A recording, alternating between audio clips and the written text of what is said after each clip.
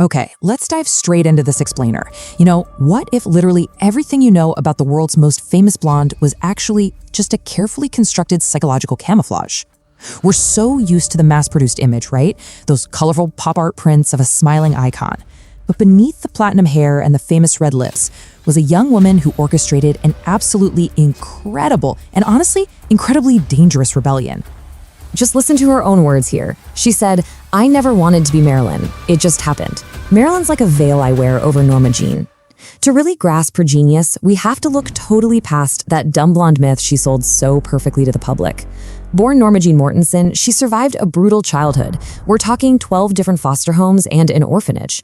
She even conquered a severe, debilitating stutter. How? By consciously developing that iconic breathy whisper.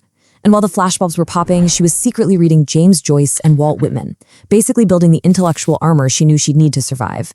So that brings us to Section 1, Reclaiming Agency, the War Against the Studio System.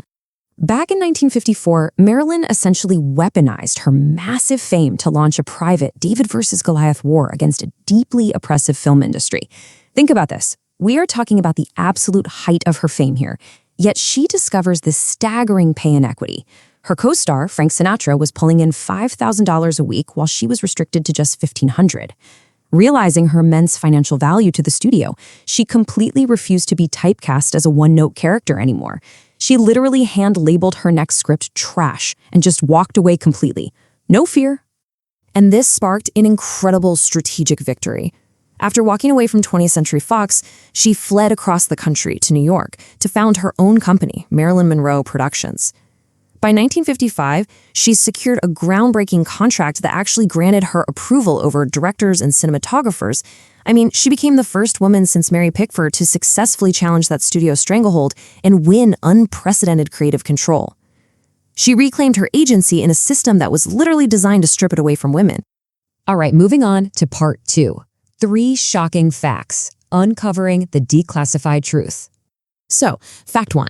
That immense power she claimed, it came at a steep price, making her genuinely dangerous to some very powerful men. This brings us to what historians call the toxic matrix. Remember her iconic Happy Birthday, Mr. President performance? The one where her rhinestone dress was so tight she had to be literally sewn into it? Well, behind that glittering, glamorous facade, she was actually trapped in a terrifying web. Because of her proximity to Washington power, the Kennedy brothers, and alleged links to communist sympathizers, she was placed under 24/7 FBI surveillance. They wiretapped her home. She was caught in this highly volatile, toxic matrix of Hollywood elites, the mafia, and the absolute highest levels of government. To understand her internal world, we need fact 2. We really have to look through a psychological lens at a coping strategy known as camouflaging, or masking. It's a strategy used to hide social deficits to survive in a world that demands conformity. And modern psychological autopsies intensely debate whether her entirely crafted Marilyn persona was an elaborate form of this. Researchers suggest she may have lived with undiagnosed neurodevelopmental conditions, perhaps even autism spectrum disorder. Creating this hyper-glamorous, highly controlled character wasn't just acting. It was her brilliant way to survive her immense childhood trauma and navigate a totally overwhelming public sphere. But maintaining that camouflage was utterly exhausting. The cost of the mask was incredibly high. While this brilliant disguise helped her achieve unprecedented global fame, it also made her intensely vulnerable to systemic abuse. The daily pressure was just crushing, leading her into a devastating cycle of chemical dependency.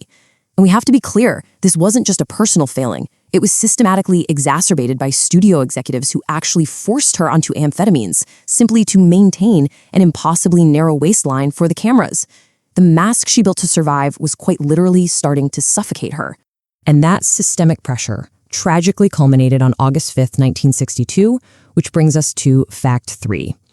When investigators arrived at her home, they found a silent, empty bedroom with a telephone receiver off the hook. But the crime scene was a literal forest of glaring clinical anomalies that have fueled decades of completely justified historical questions. Let's look at these anomalies because they are glaring. She was found with fatal drug levels, enough barbiturates in her system to end 3 lives, yet the official autopsy noted a completely empty stomach with 0 pill residue. That strongly suggests a forced alternative method of administration. Furthermore, her personal diary, which was widely known to contain highly sensitive political notes regarding the government figures she was involved with, vanished forever, completely gone. And her housekeeper reportedly scrubbed the house clean before the police even arrived. The evidence was quite literally erased from the timeline. Ultimately, her final film, The Misfits, stands as a haunting testament to her life. She was a woman who was simultaneously deified by the public and infantilized by her bosses, but rarely, if ever, treated as the formidable intellectual equal she truly was.